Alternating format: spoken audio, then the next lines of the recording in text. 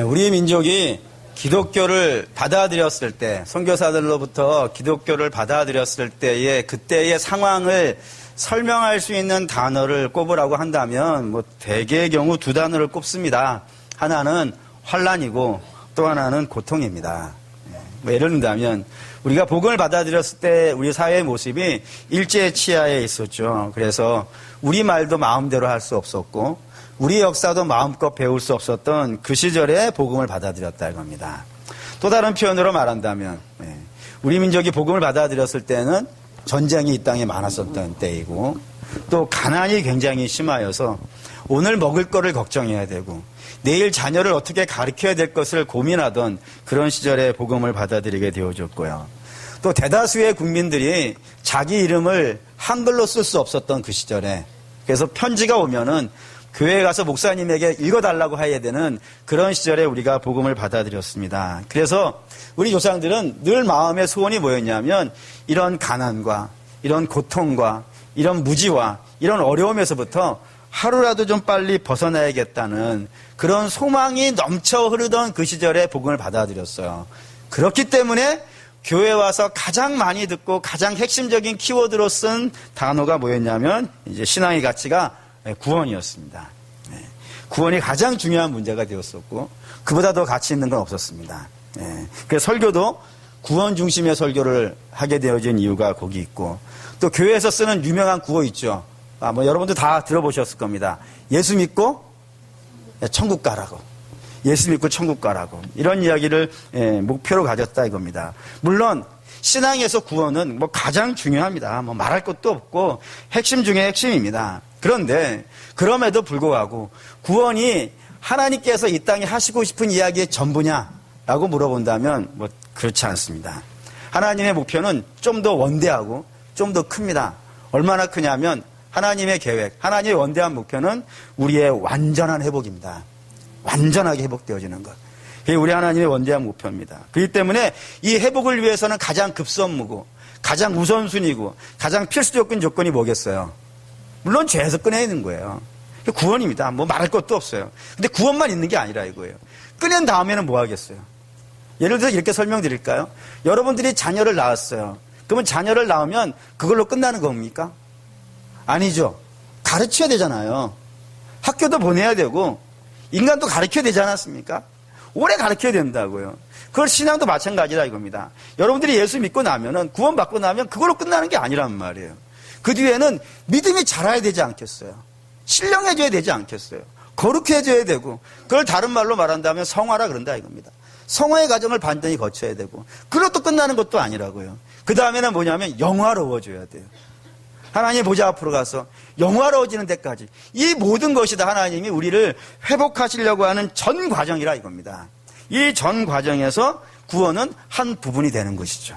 그 다음에 성화가 있고 영화가 있고 다 합쳐서 회복이라는 단어를 쓴다 이겁니다. 그것이 출애굽 이스라엘도 마찬가지라 이겁니다. 우리가 흔히 출애굽기 하면은 되게 많은 성도들이 고정관념을 갖고 있어요. 어떤 고정관념이냐면 앞에 출자가 무슨 출자겠어요? 날 출자예요. 그리고 애굽은요? 이집트예요. 그래서 출애굽하면 우선적으로 갖는 생각이 뭐냐면 애굽을 떠나는 이야기라 이거예요. 그렇죠? 애굽을 떠나는. 그래서 영어로는 엑소더스라 그러죠. 그리고 그 엑소더스를 영화로 만들었을 때 우리나라 번역한 글자가 뭐죠? 바바바바 이렇게 나가는 음악도 있던데.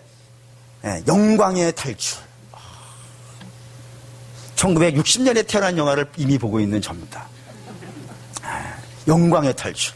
그런 거예요. 그러니까 떠나는 것. 애굽에서 떠나는 것. 그게 출애굽기의 전부라고 생각하는데 그렇지 않습니다. 여러분 혹시 출애굽기가 1장에서부터 몇 장까지 있는지 아십니까? 그렇죠? 몇몇 분들은 이제 입이 딸싹딸싹 거리는 걸 봤어요. 훌륭하신 분들이에요. 몇 장까지 있냐면 40장까지 있습니다. 40장까지 해서 애굽을 떠나는 이야기는 몇 장까지 나올까요? 14장입니다.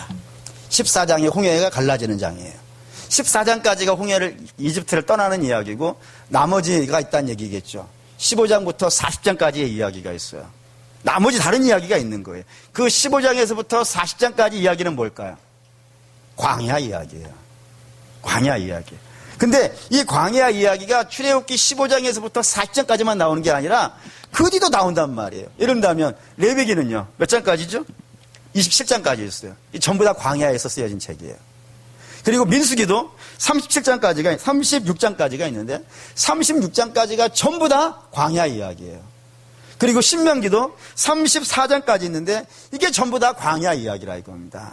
다시 말하면 그 출애굽기 15장에서부터 민수기 34장까지가 총 123장인데 그 123장은 전부 다 애굽에서 나와 있는 상태에서 그 나와 있는 백성들에게 이야기한 내용이 된다 이겁니다. 왜 그런 이야기를 하냐면 이스라엘은 애굽에 사는 사람도 아니고요. 이스라엘은 결국 광야에 사는 사람도 아니죠. 이스라엘은 광야에 살 목적을 갖고 있잖아요. 광야는 뭐예요? 단지 지나가는 곳이에요. 이스라엘은 어디서 살아야 돼요? 가나안 가야 돼요. 그러면 광야 이야기는 무슨 이야기를 하는 것이냐면 너희가 앞으로 가나안에 들어갈 텐데 가나안에 들어가서 어떻게 하나님과 교제할 것인지 어떻게 하나님을 섬기고 어떻게 하나님을 예배하며 그 가나안 열방들이 득실득실 거리는 그 땅에서 어떻게 신앙인의 정체성을 잃지 않고 신자로서 살아갈 수 있을지 어떻게 멋있게 살아갈 수 있을지 어떻게 하나님의 영광을 드러내는 삶을 살아갈 수 있을지 그거를 어떻게 하는 거예요? 광야에서요. 훈련하는 거예요. 거기서. 끊임없이 실패하고 다시 일어나고 실패하고 다시 일어나는 그 모든 과정이 다 훈련의 과정이었다 이겁니다. 그리고 오늘 저와 여러분들이 오늘 전해드려야 될 여호와 니시라고 하는 이 하나님의 이름도 그 훈련하는 과정 속에 애굽에서 나오자마자 첫 번째로 만난 적이라고요. 그 아말렉이라고 하는 적을 이겨가는 과정 속에서 하나님이 우리에게 어떻게 하시는 것인지 우리에게 무엇을 원하시는지 그리고 승리라는 것 여호와 니시라는 말이 하나님은 나의 승리 하나님은 나의 깃발이라는 뜻이에요. 그러니까 막 깃발 들고 뭐 이기면 깃발 꽂지 않습니까? 예전에 뭐 한일전 야구를 일본 도쿄돔에서 딱 이기고 나니까 마운드에 탁 떼고 꽂던데요. 그런 거예요. 이기고 하나님의 깃발을 딱 꽂아버리는 그런 단어가 여호와 니시라고요. 그래서 아말렉이라고 하는 적을 이기면서 우리가 앞으로 어떻게 해야 될 것인지 어떻게 신앙인의 정체성을 갖고 이 땅을 살아가야 될지 그거를 알려주는 단어가 저 여호와 니시라는 이름입니다. 근데 이걸 왜 알려줘야 되냐면 이스라엘의 전쟁에 앞으로 변화가 생길 거기 때문입니다. 어떤 변화냐면 애굽에서 하는 전쟁과 가나안에서 하는 전쟁이 달라지기 때문이에요. 그래요. 어떻게 달라질까요? 그걸 이제 여러분들이 오늘 저와 핵심으로 찾으셔야 되는데 우선 애굽부터 이야기해 보죠. 애굽에서는 전쟁의 양상이 어떻게 진행될 거냐면 애굽에는 분명한 적이 하나가 있어요. 누구죠? 바로입니다. 바로는 이스라엘을 노예 삼아서 자기 마음대로 부려먹는 그런 사람이 바로이기 때문에 이스라엘의 적이 됩니다. 그걸 우리로 단어를 바꾼다면 바로는 우리에게는 어떠한 이미지가 여러분들이 받아들이셔야 되냐면 죄와 사단입니다. 죄와 사단이 우리를 종삼았으니까. 그래서 바로와 죄와 사단은 같은 이미지라고 보시면 된다 이거예요. 그래서 이제 일단 애굽으로 왔어. 애굽에 바로가 있어요. 근데 그 바로가 이스라엘을 종삼아서 어떻게 부려먹냐면 아주 막대먹게 부려먹어요. 예를 들어서 이스라엘 백성들이 많이 늘어나지 못하도록 하기 위해서 뭐를 하냐면 죽도록 일을 시킵니다. 죽도록 일을 시킵니다. 뭐 어떻게 할 수 없을 정도로 생산이라는 걸 할 수 없을 정도로 부부의 삶을 살아갈 수 없을 정도로 죽도록 일을 시킵니다. 그 정도 되어지면 뭐 해야 되는 거예요? 일반적으로요. 데모해야 되지 않겠습니까? 빨간 띠 메고 노동삼권 보장하나 이런 데 되지 않겠어요? 네, 그래야 되는 거예요. 근데 이스라엘이 해요? 못해요? 못해요. 그게 종이라니까요. 근데 뭐 그건 그렇다 치더라도 그 다음에 이런 명령을 해요. 산파들한테 딸을 낳으면 살려주고 아들을 낳으면요 죽이라는 명령을 해요. 그래서 많은 애들이 죽었을 거예요 실제로. 그런데 그런 일을 당하고 있으면 어떻게 해야 되는 거예요? 한번 붙어봐야 되지 않겠습니까? 한번 싸워봐야 되지 않겠어요? 근데 이스라엘은 싸울 생각이 있어요? 없어요? 없어요. 그게 종이라니까요. 또 그것만 있는 게 아니고 겨우 아이를 숨겨서 키웠어요. 근데 그런 아이를 나중에는 어떻게 해요? 빼앗잖아요? 빼앗아가지고 막 나일강에 집어던지고 막 이런 일을 한단 말이에요. 그런 일을 하면은 혁명이라도 뭐 목숨 걸고 싸워보기라도 해야 될 텐데 이 애굽에 종살이하고 있는 이스라엘은요 아무것도 못하고 저들이 하는 건 그냥 우는 것밖에 못한다 이거예요. 그게 종의 모습이라 이겁니다. 어떻게 저항하지도 못하고 떠나는 건 고사하고 나 우리 떠날래 하고 떠나지는 못하더라도 그 땅에서 한번 싸워보기라도 해야 될 텐데 아무것도 하지 못하는 그게 종된 자의 모습이라 이거예요. 근데 그게 죄와 사단에 붙잡혀 있는 자들도 마찬가지라 이겁니다. 죄와 사단이 우리를 막 지배하고 우리가 불신자였을 때 하나님을 알지 못했을 때 죄와 사단이 우리를 붙잡고 이렇게 시키고 저렇게 시키는데도 불구하고 우리는 뭐라고 생각하는 거예요? 이 세상은 다 그렇게 사는 거야. 그게 팔자이고 그게 인생이야. 더 어떻게 할 수 있나? 그냥 시대가 흘러가는 대로 삶이 시키는 대로 뭐 그렇게 사는 것이지 하고 그게 죄인지도 모르고 산단 말이에요. 예수를 안 믿는 것이 죄인지도 모르고 살아가고 있단 말이에요. 그게 당연한 건 줄 알고 저 사람들이 이상한 사람인 줄 알고 그런 모습을 가지고 있다 이겁니다. 그런 상태에 있을 때 전쟁은 어떤 형태로 진행이 되겠어요? 애굽이 이스라엘을 지배하고 있을 때 이스라엘이 아무것도 못한다니까요. 아니 그게 애굽 밖에 다른 세상이 있다는 걸 생각도 하지 못하고 바로를 떠나면 죽는다고 생각하는 사람들이 그냥 거기서 뭐 자기 자식 빼앗아 가는데도 아무것도 못하는 사람들이 그들에게 맞서 싸울 수 있겠어요 없겠어요? 못 싸우는 거예요. 그러면 애굽에서 전쟁은 전적으로 어떻게 진행이 되겠어요? 하나님이 혼자 하십니다. 모세가 가죠. 모세가 가는데 이스라엘이 하나님께 모세를 보내가지고 얘 좀 훈련시켜가지고 우리 다시 좀 구원할 수 있도록 보내주세요라고 보내지 않았죠. 하나님이 그냥 모세를 보내세요. 모세가 가서 데리고 나와라. 그리고 모세가 가서 바로랑 싸워요. 바로랑 싸울 때 이스라엘은 뭐하고 있어요? 모세는 지금 이스라엘을 해방시켜주러 왔단 말이에요. 그럼 백성들이 저쪽으로 지지해주고 도와줘야 되지 않겠습니까? 근데 백성들은 뭐예요? 뭐라 그러냐면 모세한테 와가지고 야 누가 너를 이렇게 시켜가지고 우리 힘들게 하냐. 내비둬 우리는 이렇게 사는 거야. 그냥 우리 이렇게 살기로 내비둬 라고 하면서 모세를 협박해요. 바로한테 가서 뭐라고 하지 못하고. 그래서 하나님이 모세를 통해서 애굽에 10가지 재앙을 내리시는 거예요. 그 10가지 재앙도 다 하나님 혼자 하시는 거예요. 그 다음에 홍해바다도 마찬가지죠. 홍해바다 앞에 섰어요. 홍해바다 앞에 섰는데 홍해바다를 누가 갈라요? 이스라엘이 가서 물 퍼서 날른 거 아니라니까요. 하나님 혼자 확 갈라버리시는 거예요. 전적으로 하나님 혼자 하신다니까요.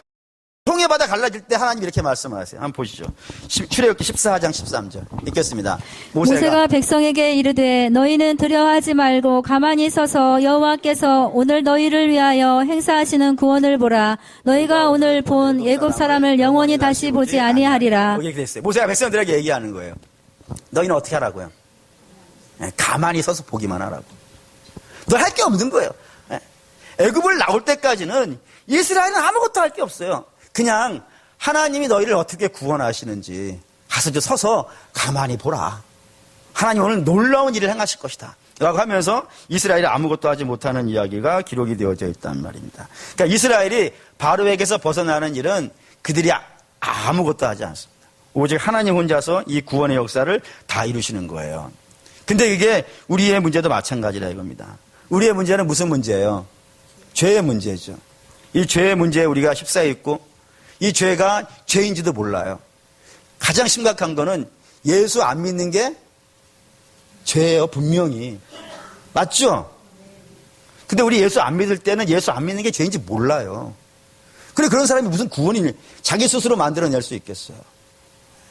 그래서 하나님이 이 구원을 위해서 어떻게 하시는 거예요? 우리랑 상의하지 않으세요. 우리의 협조를 구하지 않으세요. 전적으로 어떻게 하세요? 혼자서 다 하세요. 예수 그리스도가 이 땅에 들어오시는 것도 혼자 하시는 일이고, 그리고 이 땅에 들어오실 때 아무도 환영하지 않는 마구간에 들어오는 것이고, 아무도 관심 갖지 않는 곳에서 살아가시다가 30세에 공생애를 시작하시죠. 공생애를 시작해서 순환을 당하세요. 같이 순환당한 사람도 없어요. 우리 주님 혼자 순환당하시고, 십자가 지실 때도 혼자 지시는 것이고, 죽으실 때도 혼자 죽으시는 것이고, 부활의 현장에도요 혼자 부활하시는 거예요. 그래서 당신의 죄 속에 매여져 있는 백성들을 구원해 내신다 이겁니다. 그래서 구원은 전적으로 어떤 거예요? 하나님의 은혜라 그러는 거예요. 하나님 혼자서 이 모든 것들을 이루어내시기 때문에 구원은 하나님의 은혜다. 전적으로 완벽하게 하나님 혼자 하신 일이다라는 겁니다. 그런데 그 다음 이야기가 있다 이거예요. 그럼 애굽을 떠나면, 바로를 떠나면 그러면 적은 없나요? 바로에서 나와버리면 더 이상 이 세상에서는 더 이상의 적이 없나요? 그렇지 않다는 거예요. 애굽을 떠난 백성, 죄에서 해방된 백성, 적이 있더라 이거예요. 그리고 그 적을 17장에서 만나는 거예요. 14장에서 홍해를 건너고 15장은 찬송이에요. 16장에서 만나를 받고 17장에 와가지고 적을 얼마 안 돼요. 홍해바다 건너자마자 얼마 안 되는 사이에 아말렉이라고 하는 적을 만난다 이거예요. 그러니까 여러분들이 이 아말렉이라는 정체를 분명히 인식을 해야 됩니다. 아말렉은 무엇이냐? 그럼 누구냐면 해방된 이스라엘을 어떻게 하려고 그러는 거예요. 이스라엘은 좀 전에 바로 이스라엘을 종삼았던, 이스라엘을 지배했던, 이스라엘을 마음대로 냈던 그런 사람에게서 벗어난 사람이에요. 이제 자유가 된 사람이라고요. 그 자유가 된 사람을 아말렉은 다시 어떻게 하려고 그러는 거예요. 다시 잡아가려고 그러는 거예요. 다시 잡아가서 뭐 하려고요. 자기 종 삼으려고. 이거 우리식으로 얘기해 볼까요? 우리는 구원받은 백성인 줄 믿습니다. 근데 우리가 구원받았는데 구원받으면 죄에서 벗어난 사람이잖아요. 죄에서 벗어난 우리가 이제 앞으로 죄를 안 만날 것 같으세요? 제가 죄에서부터 완전히 자유할 거라 생각하세요? 그렇지 않죠? 성경에 이렇게 표현되어 있지 않습니까? 우는 사자와 같이 두루다니면서 누구를 찾는다고요? 삼킬 자를 찾는다고요. 끊임없이 죄가 우리 주변에 있다니까요. 우리 주변에 있으면서 우리의 신앙의 자유와 신앙을 통해서 구원을 통해서 얻은 생명과 이런 것들을 노리는 자가 있더라 이겁니다. 그게 죄예요. 그래서 이걸 구별하셔야 된다 이거예요. 그래서 바로는 원죄를 상징하는 인물입니다. 네. 애굽은 원죄를 상징하는 것이고 아말렉은 자범죄를 상징하는 거라 이겁니다. 원죄에서 벗어나도 자범죄는요 끊임없이 우리 주변에서 유혹하고 핍박하더라 이겁니다. 그래서 구원받은 우리에게도 죄와 세상은 다양한 방법으로 우리를 공격해요. 어떻게 해서든지 우리 신앙을 무너뜨리려고 하고 우리가 자라가고 있는 믿음을 넘어뜨려가지고 다시 우리를 자기의 종 삼으려고 하고 그래서 끊임없이 공격해 온다 이겁니다. 이런 공격을 당할 때 우리 이제 어떻게 해야 될 거냐 이거예요. 앞으로 가나안에서는 맨날 이런 일이 벌어질 거라 이거예요. 그런 일이 벌어질 때 앞으로 우리는 어떻게 해야 될 것인가. 이거를 구분하자 이거예요. 그래서 애굽에서는 어떻게 하신다고 했죠? 하나님 혼자서 모든 승리를 만들어내신다면 이제 가나안에 들어가서 싸워야 되는 구원받은 자의 삶의 전쟁은 어떻게 되어지냐면 이 전쟁에요. 백성들이 참여하더라는 겁니다. 참여하더라는 거예요. 참여하고 하나님은 그들을 도우셔서 이 전쟁을 승리하게 만드는 이 구조로 앞으로 전쟁은 다 진행될 거예요. 그래서 오늘 성경도 이 아말렉과의 전쟁에서 이 세 가지가 등장을 한다 이겁니다. 예를 든다면 첫째 9절입니다. 9절 읽을게요. 9절 17장 9절 읽겠습니다. 모세가 여호수아에게 이르되 우리를 위하여 사람을 택하여 나가서 아말렉과 싸우라. 내일 내가 하나님의 지팡이를 손에 잡고 산꼭대기에 서리라. 전쟁 승리의 세 가지 조건 중에 첫 번째가 뭐냐면은 이 전쟁에 여호수아가요. 이전까지는 하나님이 구원이라는 역사를 베푸실 때는 가만히 서서 구경하라 그랬었는데 이제는 어떻게 되는 거예요? 네가 들어가 싸워라 이거예요. 이 전쟁에 참여하라 이거예요. 가서 피 흘려 싸우라고. 가서 칼 부딪히고 싸우라고. 그렇게 얘기한다는 겁니다. 이 전쟁에 참여를 시킨다니까요. 앞으로도 계속 그렇게 될 거예요. 예를 들면 홍해바다는 좀 전에 말씀드렸어요. 하나님이 가르셨어요. 그죠? 당연히 하나님이 가르친 것이고 하나님이 갈라놓은 바다를 이스라엘이 들어가는 거예요. 반면에 요단강은요. 하나님의 법궤를 지은 제사장이 들어가는 거예요. 들어가니까 갈라지는 거예요. 이거 다른 거 느껴지시나요? 전에는 그냥 가만히 서서 보는 거라고요. 근데 가나안 구원받은 백성은 그게 크든지 작든지 하나님의 전쟁이 어떻게 시키려고 그러는 거예요. 참여시키려고 그러신다니까요. 가만히 있게 하지 아니하시고 작든지 크든지 참여시킨다니까요. 뭐 작은 거 이런 것도 볼까요? 작은 거 이런 거 있어요. 여리고를 무너뜨릴 거예요. 이제 이스라엘이. 여리고를 무너뜨리는데 여리고 저 밖에서 가만히 서서 보고 있는 중에 무너지는 거예요? 아니면 참여를 시켜야 하나님이. 참여시키죠. 어떻게 해요? 큰 거 아니라니까요. 성 한번 도는 거에 가서 아침 일찍 일어나가지고 목사님 아침 일찍 일어나는 거 되게 힘들어요. 그래도 힘들어요. 아침 일찍 일어나서 한 바퀴 돌고 오는 거예요. 사람들이 얼마나 조롱하겠어요. 성 위에 있는 사람들이 저 먼짓거리 하는 거냐고. 근데 하나님이 하라 그랬으니까 한 바퀴 돌고 오는 거예요. 그리고 그 다음날 또 돌고 오는 거예요. 일주일간 하라 그러는 거예요. 그리고 마지막 날은요. 7바퀴 돌라 그러는 거예요. 그리고 7바퀴 도는 걸로 끝나는 게 아니라 그 다음에 뭐라 그러는 거예요. 소리치라 그러는 거예요. 그때 아니 큰 거 아니잖아요. 대단한 거 아니에요. 그런데 하나님이 당신의 자녀에게 당신이 하시려는 이 믿음의 전쟁에 가나안을 회복하고 새로운 역사를 만들어내는 이 전쟁에 당신의 백성들을 참여시키려고 그런다니까요. 그렇습니다. 그 다음에 남부전쟁, 이스라엘 남부전쟁이나 북부전쟁은 이 성도는 전쟁 정도가 아니에요. 그때는 간단하게 한 바퀴 돌고 오는 것이지만 가나안 남부전쟁이나 가나안 북부전쟁은 실제로 칼 들고 싸워요. 힘든 거예요, 그거는. 때로 어떤 거는 쉬운 일을 할 때도 있고 때로 어떤 건 되게 힘든 일을 맡을 때도 있어요. 그래가지고 남부전쟁이나 북부전쟁은 사륙이라는 말이 써 있어요. 얼마나 칼 들고 와서 휘둘렀는지 아시겠죠. 하늘에 태양을 멈춰놓고 막 싸우고 그런단 말이에요. 그 정도로 이 전쟁에 하나님께서 참여시킨다 이겁니다. 그거와 마찬가지예요. 우리도 그래요.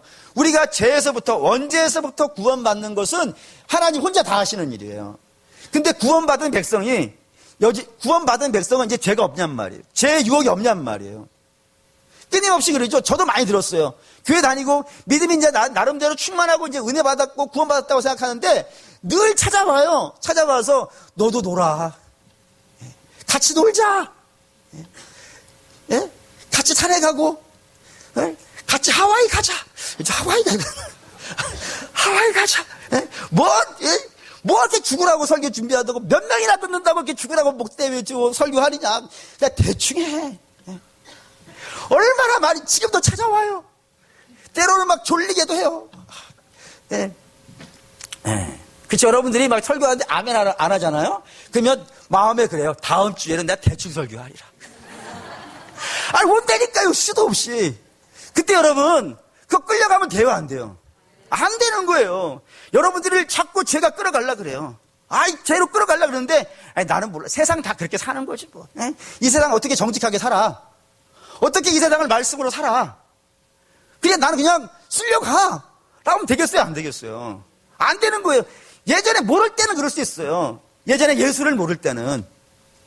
예전에 구원의 빛이 없었을 때는. 예전에 생명이 없었을 때는 그럴 수 있어요. 근데 이제 예수를 알았다면 내가 어디서 불륜받았고 사망에서 어떻게 나온지 알았다 그러면 다시 나를 그 사망과 죄로 끌려가는 것이 있으려고 하면요. 저항하셔야 돼요. 이기고 지는 건 다음 문제라니까요. 여호수아도 질 때도 있고 이길 때도 있어요. 이 아말렉과의 전쟁에서 이기기도 하고 지기도 해요. 이기고 지는 건 다음 문제예요. 반드시 성도는 뭐 해야 되냐면 죄에 대해서요. 거부감을 가져야 돼요. 몸소리 쳐지도록 막 미워해야 돼요. 죄를 미워하지 않으면 회개도 못해요. 미워하셔야 돼요. 여러분. 예전의 삶을 미워하셔야 돼요. 옛사람의 삶을 미워하셔야 돼요. 새 생명 가운데 거하셔야 돼요. 그럼 새 생명을 사모하고 옛 생명을 자꾸 미워하셔야 된다고요. 왜요? 우리는 예수의 군대니까. 이제 세상의 군대가 아니고 옛날 그 사람이 아니고 새 생명을 입었다 그러면은 옛날 그 죄가 미워야 돼요. 싫어야 돼요. 몸소리 쳐도록 그렇게 막 괴로워야 된다 이겁니다. 그렇습니다. 그래요. 예를 들면 물고기 있잖아요. 물살이 막 굴러가는 곳에 물살이 막 내려가는 곳에 물고기가 막 생각 없이 막 떠내려가는 건 어떤 물고기인 거예요? 죽은 거 봐요. 죽은 거. 산물고기는 어떻게 해요? 거슬리려고 그래요. 거슬리려고 그래요. 로마서 12장 1절에 이런 말씀이 있어요. 너희는 이 세대를 본받지 말고. 이 세대는 그냥 단지 이 세상 정도가 아니라 이 죄와 사단이 지배하고 있는 이 세상적인 가치가 아니에요. 불신자의 생각이라고요. 그런 것들이 끊임없이 우리 안에 밀려 들어온다 이겁니다. 그런 것들을 사랑하는 믿음의 성도 여러분, 맞서셔야 돼요. 맞서셔야 돼요. 우리 질 수 있어요. 물론 때로 이길 수도 있겠지만 그걸 자꾸 맞서셔야 돼요. 맞서야 돼요. 그리고 넘어지면 회개하고 넘어지면 회개하고 그렇게 맞서야 된단 말입니다. 그게 하나님이 전쟁에 성도들 참여시키는 방법이에요. 그 다음에는 뭐냐면은 그 다음에는 우리가 이 전쟁에 참여하는데 전쟁에 참여하면 이길까요? 질까요? 물론 이게 헷갈리겠죠? 헷갈리기 정상이에요. 우리는 우리만 나가면요 당연히 져요. 당연히 져. 어떻게 이기겠어요? 이 세대를 우리가 어떻게 이기겠습니까? 이 세상을 우리가 어떻게 이기겠으며 이 세상의 가치관과 이 세상의 생각들을 어떻게 우리가 거슬릴 수 있겠어요? 거슬리려고 그러면 짓불도 없는 것이 이렇게 할 거 아니겠어요? 그러니까 우리가 해야 되는 거예요. 하나님이 도우셔야 돼요. 반드시 하나님이 도우셔야 돼요. 근데 하나님을 도우시려면 받으려면 우리 어떻게 해야 되겠습니까? 기도해야 돼요. 기도 없이 어떻게 하시려고 그러는 거예요? 여러분 기도 없이 이긴 사람 있습니까? 기도 없이 이 세대를 거스린 사람이 있습니까? 여러분 죄를 만만하게 생각하지 마십시오. 언제보다는 작을지 모르겠지만 만만하지 않습니다. 만만하지 않기 때문에 이 세상에 그 대단하고 훌륭한 사람들도 다 끌려가는 거예요. 요한계시록에 음료 등장한다고요. 큰 물가에 있는 음료, 바벨론이라고 나와요. 그게 그 세대예요. 그 세대가 한 세대가 왕도 주물락주물락거리고 그 똑똑하다고 하는 대단한 사람들도 다 주물럭주물럭거린다고요. 돈 많은 사람이든 체력이 센 사람이든 지혜 많은 사람이든 이 세대가 다 주물럭주물럭거린단 말이에요. 떡 주무르듯이 주물럭거리는데 우리 같은 사람이야 말할 것도 뭐 하겠어요. 우리의 힘으로 이 시대를 거슬릴 수도 없고 죄를 이겨나갈 수도 없고 절정에 이게 승리할 수도 없어요. 반드시 우리가 승리하려면 하나님의 도움을 받아야 될 것이고 하나님의 도움을 받으려면요 기도하셔야 돼요. 기도하셔야 돼요. 그래서 성경에 등장하는 우리 주 예수 그리스도 그분의 모습은 우리의 모델이에요. 우리의 가장 좋은 모델이 예수님이에요. 그래서 우리는 예수님을 위해 세워놓고 예수님을 표대를 삼아서 그쪽으로 한 걸음 한 걸음 나가게 되어 있단 말입니다. 그때 그 예수님이 이 땅에 오셔가지고 부지런히 하신 게 있습니다. 그게 뭘까요? 기도예요. 사실 예수님은 하나님이시니까 뭐 기도하고 그런 것이 꼭 필요한 분은 아니라고 생각이 들어요. 그런데도 불구하고 우리의 모범이 되시기 위해서 항상 기도하는 모습 보여주신다고요. 예를 들면 나사로를 살려내는 거예요. 무덤을 열고 그냥 나사로 나오라 그래도 돼요. 우리 주님의 그럴 권세가 있어요. 근데 그 전에 뭐부터 하세요? 기도하세요. 하나님과 교제부터 하세요. 하나님과 만남부터 추구하세요. 그렇게 하시는 거예요. 그 다음에 이런 것도 있죠. 십자가 지실 때 얼마나 힘든 순간이에요. 뭐 고통스러운 순간이죠. 근데 그 십자가 위에서도 뭐 하시는 거예요? 기도하세요. 뭐라고 기도하시냐면 첫 번째 하신 기도가 이거죠. 하나님 아버지 저들의 죄를 용서해 주십시오. 저들은 지금 자기가 하는 일이 뭔지도 모르고 있습니다. 기도하신다니까요. 십자가 지기 전날도 계시죠? 그 참혹스러운 십자가 지기 전날도 우리는 이름으로 기억해요. 뭐죠? 겟세마네 기도. 겟세마네 기도. 얼마나 기도를 열심히 하셨다고요? 땀방울이 핏방울이 되도록. 거꾸로인 거야? 네. 어쨌든 그거예요. 네. 그렇게 열심히 기도하세요. 또 뿐만 아니죠. 죽기 직전에도 아버지 내 영혼을 아버지께 맡깁니다 라고 기도하고 죽으시는 거예요. 그렇죠? 그리고 새벽 미명마다 뭐 하시고요? 한적한 곳에 나가서 기도하시고 항상 기도로 승리하는 모범을 보여주신다 이거예요.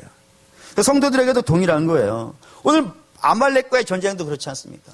아말렉전과의 전쟁에서 여호수아 군대가 이기고 지고가 여호수아에게 걸려있는 문제가 아니더라 이거예요. 어디에 걸려있는 거예요? 모세가 기도하고 있냐 이거예요. 기도하고 있냐. 기도에 걸려있는 문제예요. 하나님이 그렇게 안 하셔도 얼마든지 하실 수 있어요. 근데 이제부터는 죄에서 나왔으니까 애굽에서 나왔으니까 넌 이렇게 살라 이거예요. 기도하면서 나하고 교제하면서 예전에는 몰랐으니까 그렇다 치더라도 예전에는 하나님이 계신 것 자체를 몰랐으니까 기도 안 한다 하더라도 이제 하나님을 알았지 않습니까? 하나님 알았으면 하나님의 도움을 받아야 되지 않겠습니까? 하나님 그럼 기도하라 이거예요. 같이 기도해서 만나자. 기도로 만나고 기도로 교제하고 그렇게 하면서 내가 너에게 힘을 주고 은혜를 베풀어주고 그런 과정을 통해서 이기자라고 알려주시기 위해서 이 전쟁을 하고 있다 이겁니다. 그러니까 성도는 기도 없이는 하루를 시작할 수가 없고요. 기도 없이는 그 문제를 이겨갈 수 없으며 기도 없이는 유혹을 이겨갈 수가 없고 기도 없이는 우리의 신앙을 온전하게 지켜갈 방법이 없어요.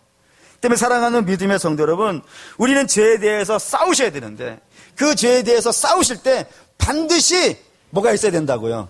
기도가 있으면서. 기도하시면서 싸워가시는 저와 여러분 되길 바랍니다. 세 번째 있어요. 세 번째. 구원받은 자가 이 땅에서 전쟁을 치를 때 반드시 가서 자기가 맞서 싸워야 될 것이고 맞서 싸울 때 반드시 하나님의 은혜를 입고 기도함을 통해서 해야 될 것이고, 세 번째가 있는데 그 세 번째는 뭐냐면 동역이 있어야 돼요. 동역이. 혼자 하는 게 아니라 이거예요. 오늘 그렇죠. 모세가 손을 들면 전쟁에서 이기고 손을 내리면 전쟁에서 져요. 그럼 모세는 어떻게 하고 있으면 되는 거예요? 계속 손 들고 있으면 되겠죠. 쉬운 거 아니에요. 맞지 않습니까? 손 들면 이기고 손 내리면 지니까 뭐 하면 손 계속 들고 있으면 되는 거 아니겠어요. 근데 문제는 뭐예요? 이걸 잘 이해가 안 되시면 예배 끝나고 한 5분만 밖에 손 들고 계세요.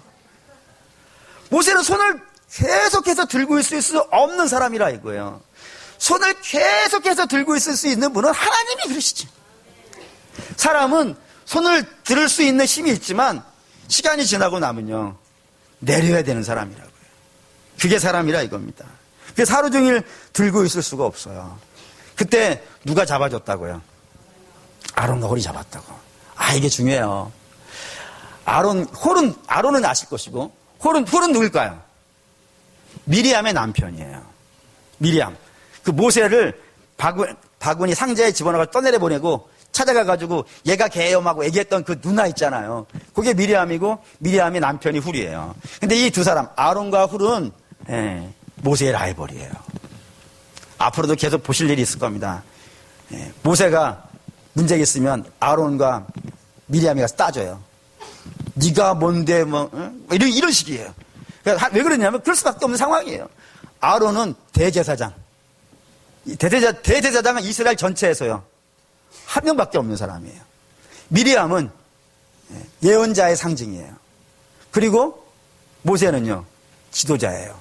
서열이 같은 거예요. 서열이 같기 때문에 이게 만만치가 않아요. 만만치가 않아요. 서로 머리가 되고 싶겠죠.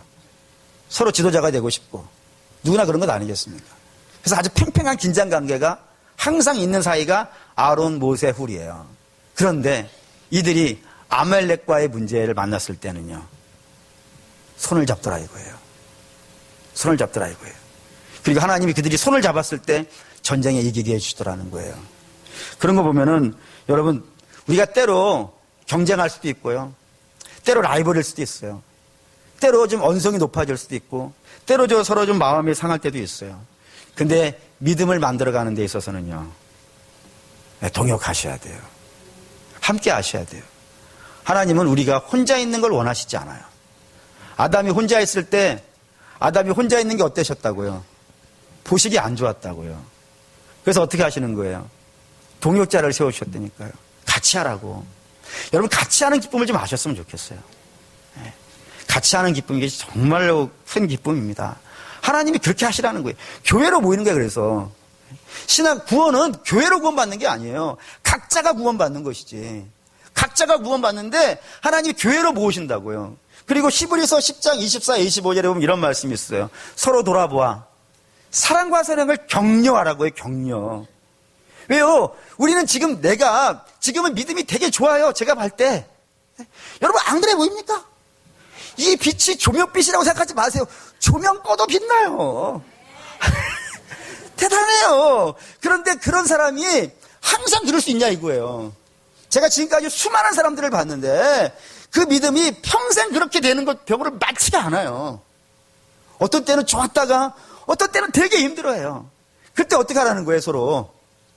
선자가 넘어지려고 하는 자를 붙잡아줘야 되지 않겠습니까? 신방도 좀 가져야 되지 않겠습니까? 아니, 힘들어가지고 누워있는데 왜 못 일어나냐고 따지면 뭐 하겠어요? 가서 좀 힘 있는 사람이 가가지고 좀 위로해주고 붙잡아주고 같이 기도해주고 그렇게 해서 일어나는 거라니까요. 그렇게 해서 또 같이 나오면 저 사람이 지금은 누워있었는데 또 때가 되면요, 바뀌지 않겠습니까? 내가 힘들어서 벌벌벌 거릴 때 있지 않겠어요? 그때 저 사람이 또 내게 손 내밀어줘서 같이 붙잡고 그렇게 서로 돌아보아 선행을 격려하면서 믿음 안에서 함께 커가면서 언제까지요? 주님 다시 오실 그날까지 함께 하라고 이렇게 명받았다 이겁니다. 그 때문에 사랑하는 우리 믿음의 성도 여러분, 여러분께 함께 하실 수 있어야 돼요. 특별히 여러분에게 부탁드리는 것은 여러분 각자는 좀 중보 같이 기도할 수 있는 팀들이 있었으면 좋겠어요. 같이 마음을 좀 모아서 여러분들의 마음속에 있는 기도의 제목을 함께 나누면서 진실한 교제를 할 수 있는, 기도의 교제가 진짜 교제 아니겠어요. 그래서 기도의 교제할 수 있는 그룹들이 좀 있었으면 좋겠어요. 네. 저희 어머니가 뭐 아시다시피 이제 많이 들었으니까 저희 집이 굉장히 가난한 집이라고 말씀을 드렸고, 그래서 이제 부모님이 어머니인데, 어머니가 저한테 야, 내가 너한테 줄 수 있는 건 없어. 그렇죠. 뭐 제가 봐도 줄 수 있는 게 없어요. 평생 뭐 이렇게 어려우셨으니까 줄 수 있는 건 없어. 그런데 내가 너한테 확실히 줄 수 있는 게 있어. 그게 뭐냐면, 이거 멋있는 말인데, 서울에 너를 위해서 매일같이 중보기도 하는 팀이 있어.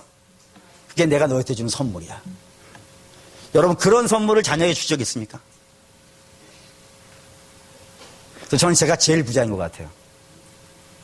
나를 위해 기도해 줄 수 있는 어머니가 계시는 것도 훌륭하지만, 그 어머니가 기도의 그룹을 만들어서 날마다 모여가지고 기도하신다니까 얼마나 고마운지 모르겠어요. 여러분, 그런 거 하셔야 돼요. 그런 거. 네. 뭐 여러 가지 모임이 있을 수 있어요. 근데 그 여러 가지 모임 중에서 그런 중보의 모임보다 더 멋있는 모임이 어디 있겠어요. 그런 거 하세요. 그런 거. 그리고 뭐 내년에 구역도 있을 것이고 또 신도회도 있고 기관도 있겠죠. 하나님께서 묶어주신 곳이라 믿습니다. 그러면 잘 연합을 하셨으면 좋겠어요. 리더를 중심으로, 구역장과 인도자를 중심으로 그 구역에 딱 뭉치셔가지고 같이 교제하고 기도하고 삶을 나누고 고민을 나누고 또 이제 가려주고 덮어주고 위해주고 하는 그런 그룹들을 정말 재밌어요. 여러분, 사람이 사람에게 제일 상처를 줘요. 개는 상처를 안 줘요. 뭐 간혹 개가 와가지고 오다가 탁 가버렸다고 상처받는 분들이 있는데 뭐 그거 거저 차면 되잖아요. 개는 상처받지 않아요. 근데 사람은 상처를 받아요. 근데요, 개가 주는 기쁨은 그건 개 기쁨이에요. 이상하네. 오래가는 기쁨이 아니에요. 진짜 기쁨은요, 사람이 사람에게 주는 기쁨 참 좋아요. 정말 신나요. 정말 복돼요. 위험 부담이 있어요. 그래서 여러분, 그렇게 하셨으면 좋겠어요. 그러려면 여러분 기도하셔야 되고 함께 좀 마음 나누고 때로는 좀 참아줘야 될 것이 있고 아픈 분 위로해줘야 되고 뭐 그런 것들을 좀 잘하셔서 함께 그 기관과 구역을 같이 만들어 가시면 참 재밌습니다. 한번 꼭 해보실 수 있기를 바랍니다. 그리고 이제 마지막 동역하는 것 중에 꼭 좀 부탁드리고 싶은 것은 암만 해도 저의 손을 좀 잡아주셨으면 좋겠어요. 제가 여러분 뭔가 결정을 할 때 여러분 보실 때 좀 아쉽다라고 하는 부분들이 없잖아 있겠죠. 저도 그렇게 생각이 돼요. 제가 실수한 게 워낙 또 많기도 하고 좀 이렇게 보시기에 따라서 좀 이해가 안 되시는 부분도 있겠지만 일단은 좀 믿어주시면 좋겠어요. 제가 하는 것은 반드시 조건이 있습니다. 제 기준은, 제가 목회하는 기준은 뭐냐면 하나님의 교회에 누가 안 되는 거예요. 반드시 저는 그렇게 할 겁니다. 절대로 저로 인하여서, 제가 결정하는 거로서 인하여서 뭐 세상 뉴스에 나온다든가 뭐 동네 사람들 입방아에 오르는 그런 행동은 절대로 하지 않을 것입니다.